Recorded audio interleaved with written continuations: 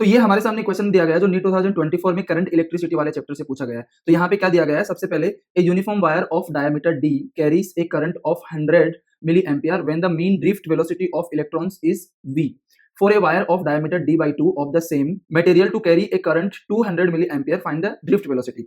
तो सबसे पहले हम लोग यहाँ पे क्वेश्चन में जो इन्फॉर्मेशन दी गई है ना उसको लिख लेते हैं। तो हमारे पास में दो वायर हैं, एक वायर 1 हो जाएगा, एक हमारे पास में वायर 2 हो जाएगा। यहाँ पे इसका डायमीटर d दिया हुआ है, इसमें जाने वाली करंट I1 जो है वो कितनी दी हुई है, 100 मिली एम्पियर दी हुई है एंड D1 की वैल्यू d दी हुई है।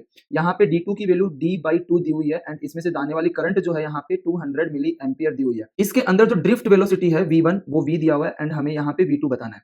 तो सबसे पहले आप लोगों को करंट एंड ड्रिफ्ट वेलोसिटी के बीच में क्या रिलेशन है वो पता होना चाहिए। तो ये फॉर्मूला होता है I is equal to N E A V D, जहां पे ए जो होता है ना वो होता है क्रॉस सेक्शनल एरिया। तो हम लोग ए को क्या लिख सकते हैं, ए को पाई बाई 4 डी स्क्वायर लिख सकते हैं, जहां पे डी डायमीटर है। तो यहाँ पे आप लोग इस वैल्यू को पुट करोगे तो हम लोग क्या देखेंगे कि देखो एन सेम है, ई सेम है, क्योंकि मटेरियल यहाँ पे दोनों वायर का सेम है। तो हम लोग सिंपली आई प्रोपोर्शनल क्या लिख सकते हैं, D square into V D, यहाँ पे ड्रिफ्ट वेलोसिटी है तो मैं इसको यहाँ पे क्या लिख रहा हूँ, वी डी लिख रहा हूँ। अब देखो इसमें ड्रिफ्ट वेलोसिटी V1 है, इसमें ड्रिफ्ट वेलोसिटी V2 है, तो हम लोग सिंपली क्या लिखेंगे, I1 by I2 is equal to D1 square by D2 square into V1 by V2। हमें V2 की वैल्यू निकालनी है, तो अब यहाँ पे वैल्यूज पुट करेंगे। I1 कितना है, 100 by 200 is equal to D1 by D2 का होल स्क्वायर कितना हो जाएगा, D बाई 2 यहाँ पे आएगा एंड इसका whole square into V1 V है एंड ये हमारे पास में आ जाएगा V2।